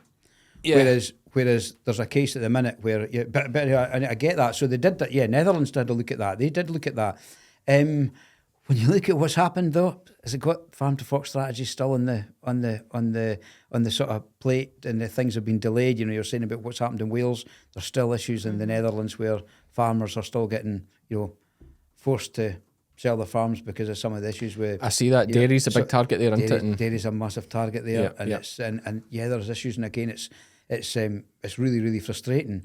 But speaking to when we're out in Brussels, speaking to the guys out there, it's fine, but sometimes you lose. They're not getting as much headway as what you think, which is so it's interesting. But I mean, it's crossed my mind. I'm teen times, But I always just think you just look at these political things, and I listen to the podcast and that. Yeah. I just think it'd be great just to have a normal person, just a party for working guys and girls. Aye, farmers. And just, but I just think if there's somebody standing in Kilmarnock that was just like, and he wasn't attached to any of these political parties, and he's just a normal guy, I'd be like, right, well, because my big thing would be, like, if I was an MP, I'd say to my constituencies, I'm not running down to London voting absolute nonsense. It's nothing to do, like these SNP MPs that run down to London to sit in a seat at taxpayers' expense. Yeah, I know. When they have no impact on anything.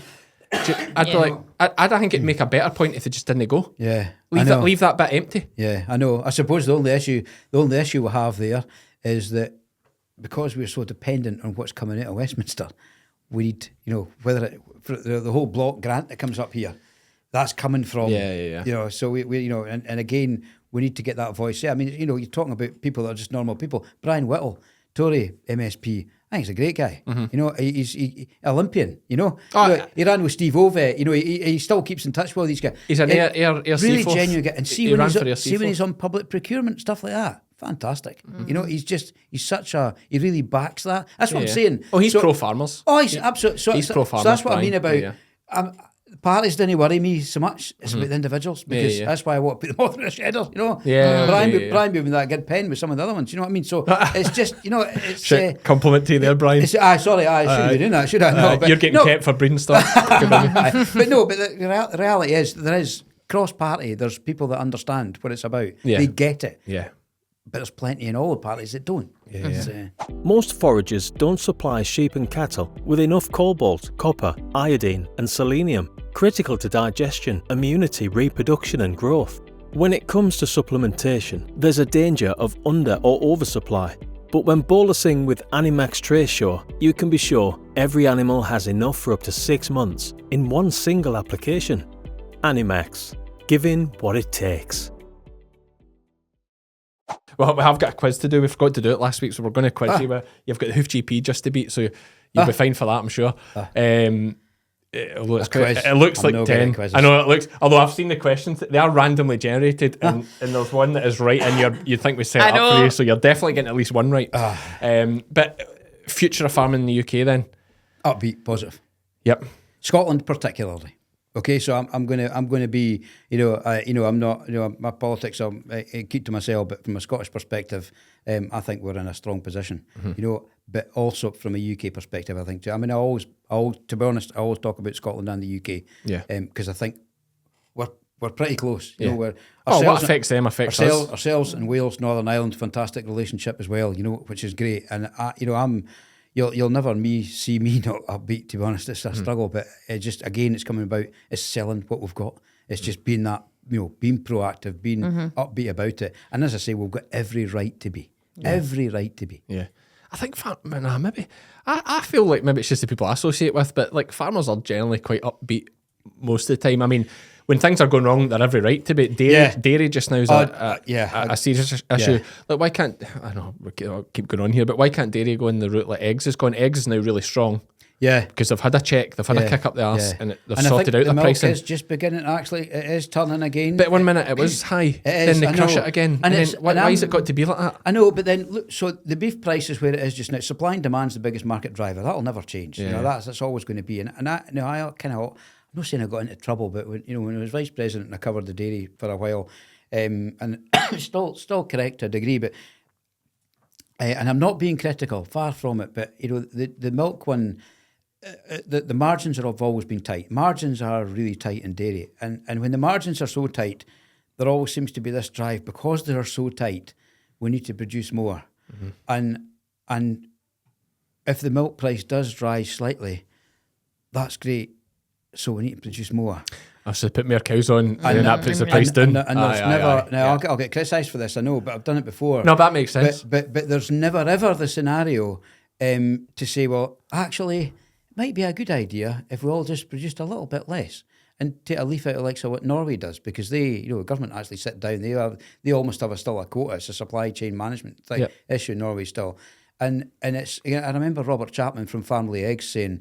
Up in Aberdeen, so said, the best way to supply contracts are brilliant. The best way to supply them is to supply them 99%, not 101. Because as soon as you oversupply anything, you lose the control. Control's gone because they've got surplus and they can. They can do it Yeah. Supply and demand. Beef price now but there's a balance as well, because you can't have it to the state that you start losing the critical mass of product that keeps the rest of the supply chain going as well. So there is that balance. But it's so No, it always, it blows my, because it is just one of those tricky things. They always think, what if they just said for a couple of days, and I know folk can't do this because of mortgages to pay and whatnot, but they just say a couple of days it's going down the drain. Let the public see how important it is, and it would check everybody, like when the eggs stopped. But again, everyone's got bills to pay, I understand it. It's such a tricky thing. But apart from that, Scotland just now, UK's whole, the grain thing's a worry. The cereals thing's probably my biggest for the farmers pigs all right? now. Pigs are, they're probably steady, but again, it's the feed price is probably helping them as much as anything. Because it's down. Because it's down. So it's, they talk about up, horn, down corn, it's never been. But again, and it's all relative. And you know, I mind there was a local farmer that's retired now, and he used to sell Ford tractors in Frews and Perth. This is a long time ago, back in the 70s. And I mind Billy saying to me, he says, back in 1974, you could buy a Ford 5000 for £2,300. Now, so if you had a 5000 in 1974, you were Archie. That was a tractor to have, like that was the tractor. But at that time, because he had the farm at home as well, you could buy that tractor with 30 tons of malt and barley. Yeah. So it's the pressure. So the malt and barley, you know, he was getting 100, I think it was 127, 130 pound a ton in 1974 for malt and barley. Aye. You know, and that tractor was 2,300. You can't buy a tractor that's, you know, when we don't have big tractors at home. They're about 120 horse, but they'll be the guts are 100,000 now.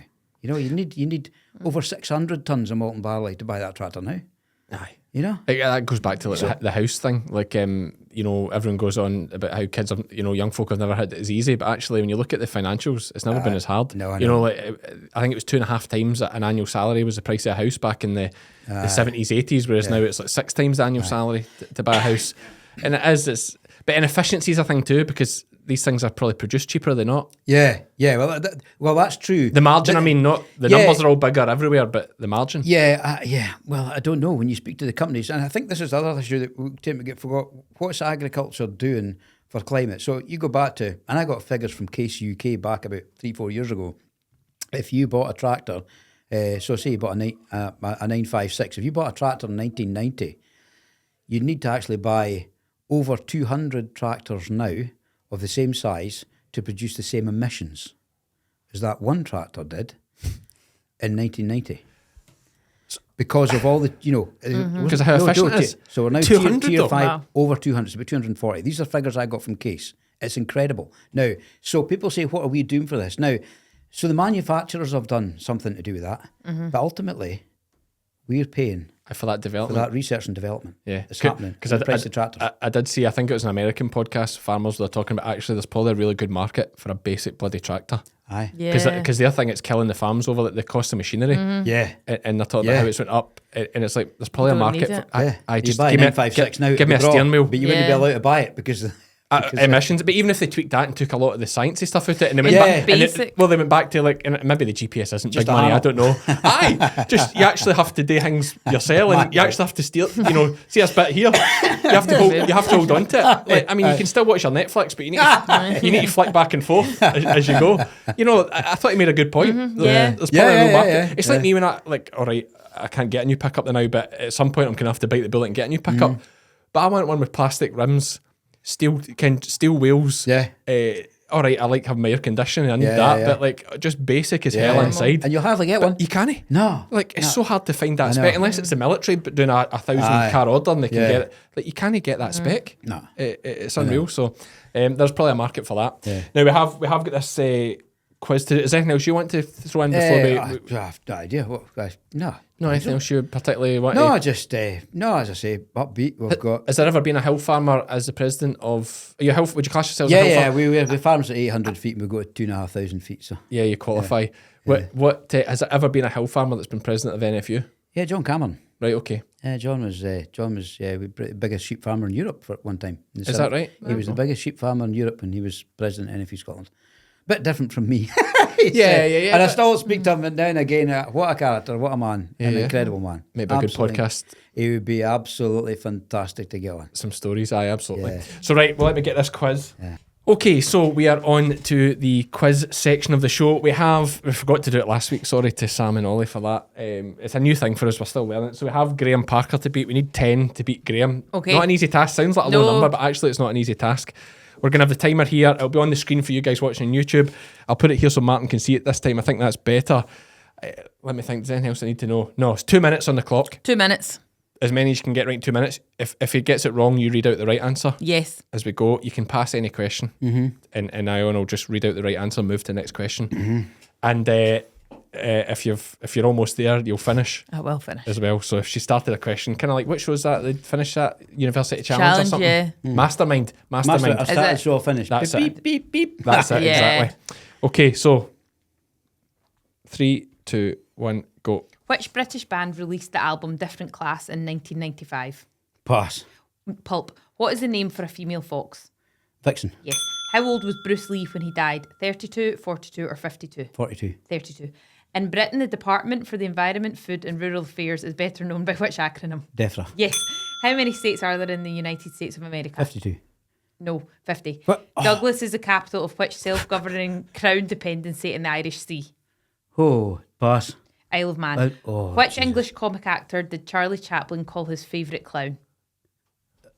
Which, say again? Which English comic actor did Charlie Chaplin call his favourite clown? No, pass. Sir Norman Wisdom. Which 1990 film starring Patrick Swayze has the tagline, "Before Sam was murdered, he told Molly he'd love and protect her forever"? Ghost? Yes. The Bone Clocks is a 2014 book from which English novelist? No idea. David Mitchell. Never got that. Triglav is the highest mountain in which southern Central Europe country? No idea. Slovenia. Joey Dunlop, John McGuinness and Ian Hutchinson are famous names from which motorsport? Rallying. Motorbike racing. Well, nice. Which Manchester-born comedian presented TV's Blankety Blank between 1984 and 1990? Terry Wogan? Les Dawson. Oh, Which edible plant did Popeye eat to gain superhuman strength? spinach? Yes. Which is the most common name in the history of British monarchs?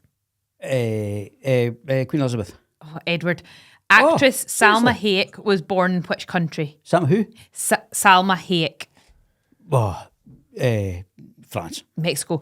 The Merseyside Maritime Museum can be found in which British city? Liverpool. Yes. Which British Pop Idol winner had a 2004 hit with Leave Right Now? No idea. Will Young. Which colour flag indicates that it is not safe to swim on a British beach? Red. Time. 6. Bloody 6 hell. good. 6. Yep. I only get 5 in those questions, so you Right. don't know, They're hard. and it's Right, all for the tough. same quiz, but tough, isn't they? Aye. But we're Hard. like, do we just have to make them? I don't know. I think No, I think that's all right. do it. I think we just, the fact Graham started off at 10, I think it's made us feel like, do you know? He did get a good run. Graham Got 10 of them, did he? but he only had 3 with about 30 seconds left. And then it would right. And then it just happened. They just hate came, But then, aye. like, I would definitely get the Will Young one. Like, what else? I don't know if I'd. Is it definitely only 50 states? It is only 50 states in America. Yeah, Why yeah. didn't I have 52? I know, I thought it was 52 as well. Wait, is it definitely 50? I thought it was double check 52. I wonder if they've added Alaska and Hawaii later, and it is 52. It is I think 50, it's isn't it? 50 stars. In my head, it's 50 52. stars in 52 states. Though. Aye, I think it is 52. Can we just check that? Right, It must be 50 then. Okay. So So you it must say be 48. 48 stars then, is it? Maybe, or I don't know. Aye, I don't know. We're making stuff up, but well, 6 is a pass as well. That's more than half. No, honestly, yeah. you wait and see. That'll be absolutely fine. You might make the top 5. So we'll get that written up. 6 on there for Martin. Anything else you want to say, Martin, before we go about? No, the only thing I would say is, obviously Highland Show this year, we sort of officially launched more of a tie-up with young farmers, which is great because young farmers, are close to my heart, and I think they're a fantastic organisation. And we've got, and we'll be bringing twice a year. There'll be now, because we've got the Next Generation Committee as well, which is great. Ben McClyman is chair of that now. Really good guy. And that's Next Generation Committee's developed over the last few years because it's the next generation we need to listen to. We're going on about negativity. Sometimes I have to say, there is some negative folk out there that just gets you to think, well, you've just got to rise above it. Yeah. And you can't have that if you try to get the next generation involved. I totally agree with that. Because they just, honestly, it's the first turn off for them. Someone said a great thing to me about this farming life. It's well, I didn't actually. I think I read it in a forum. They said, "Great show, but absolutely terrible for encouraging young people into farming." Yeah. Because everything's the wind in your face. Ken, it's a great show to show the Aye, public how it is. hard it It's is. fantastic. For the public, great to see how hard it is. Yeah. But for a young person watching that to get into farming, like, why would you want to be a farmer? Why would you want to do that? Yeah. All the hours for your return. Highlight the positives of what we're doing. You open the door, you're out on your work. You don't. Oh, Yeah, it's all the lifestyle. Like, it's so good. But yeah, we've got to be a business of it. But again, coming back to, so we have got a real official tie up with young farmers now, which is Great. which is brilliant. But we just need to, and that's where you get. So, and sometimes it's really interesting going into a meeting where there is young farmers involved, or the next generation. It's a different conversation. Yeah. Yeah, there's hope. More upbeat. They're more market orientated. They're more, the difference between, we get criticism we've had, the money that was taken back, the 61 million.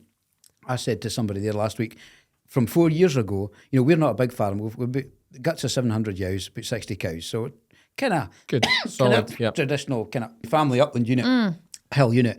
And the difference in the return from the market in the last 4 years is over 50 grand. A year, you're making more. Than what it was before. Yeah. Now we had some pretty tough years, to be fair, and it was a struggle. Yeah. But the difference on that market sales alone. Now, the 61 million, that's the hype that has been about this, and okay, there's 15 million of it back in this year, to be fair. They've got 2 budgets left to get the rest in. In terms of optimism, I think it will all come back in. See, I don't. So I do, and right. the reason I do is because the assurance we've had from, first of all, Hamza, he's not there anymore, did 2 good things. He committed to the direct payments and got rid of the greens. Okay? Oh, absolute martyr for absolutely did great. Yeah. John Swinney there now, he's my MSP, local MSP now. He reiterated the commitment that Hamza had made, and he also was convinced, not convinced, wrong word, committed to the money coming back in. So did Shona Robertson, so did Mary Goujon.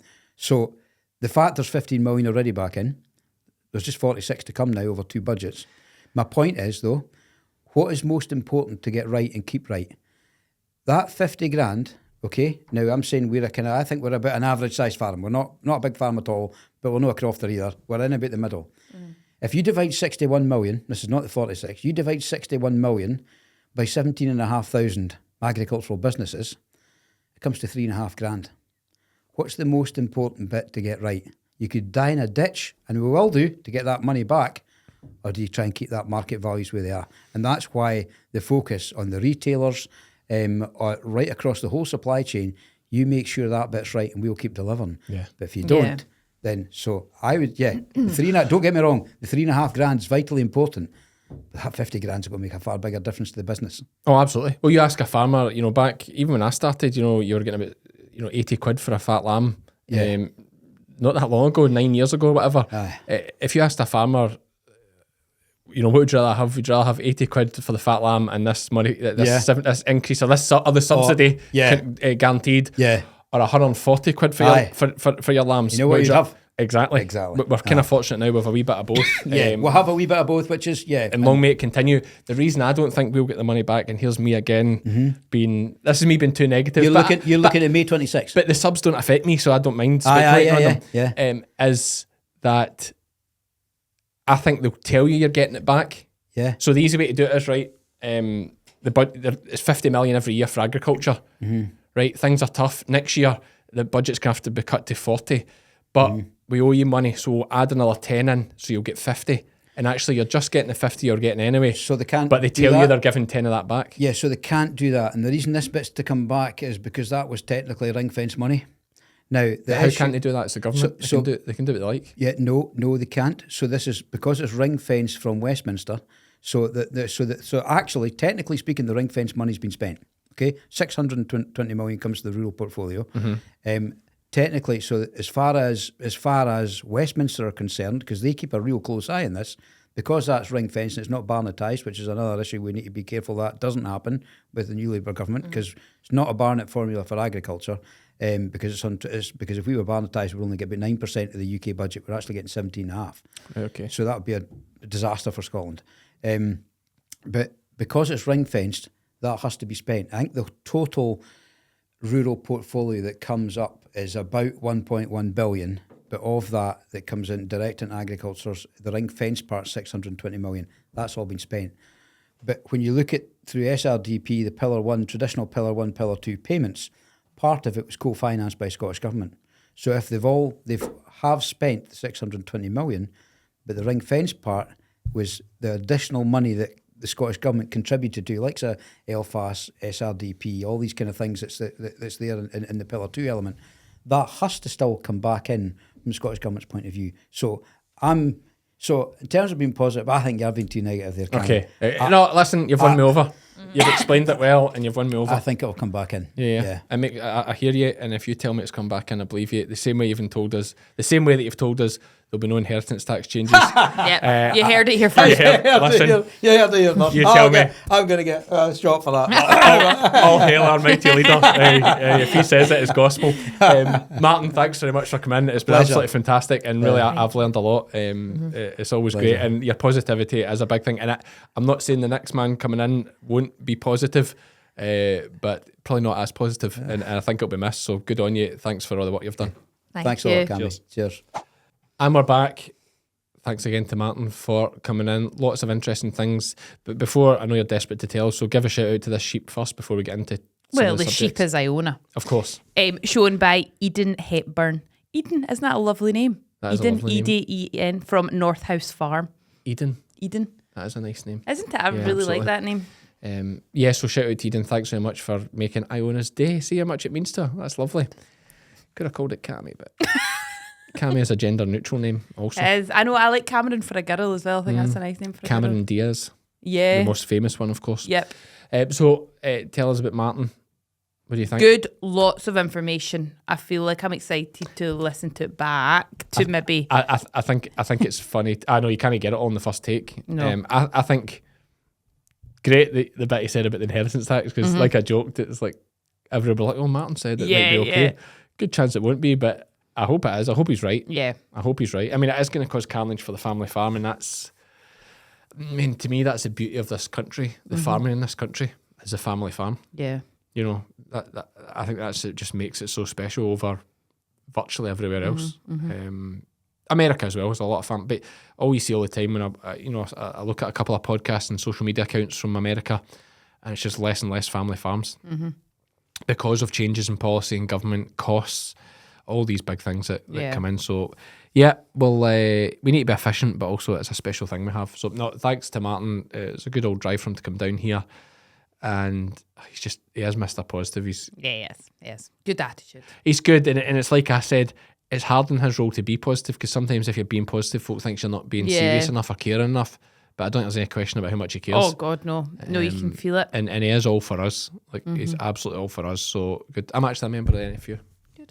As I should be, of course. But yeah, no. Alan Blackwood's sister bullied me into it. She taught me into it. Your dad be a member too, is he? I would think so. Aye. I think so. Yeah, I'd imagine that Linda's got everyone bullied in around your cup to be a member. So anyway, that's us for this one. And hey, if you're not a member of your NFU, well worth it. It's investing in guys like Martin fighting your corner in the world stage. So yeah, happy to be a member of that. There's discounts as well. Oh, I think there's discounts, quad bikes and stuff. oh, is there? I think so. I've never looked into it, but I think there is. Anyway, that's us for this week, folks. We'll be back next week with another guest. Not sure who it is yet, but it'll be great. Oh, it'll be so good. Yeah. Thanks for listening. I've been Cammy. I've been Iona. And we are all fed by farmers. Fed by farmers.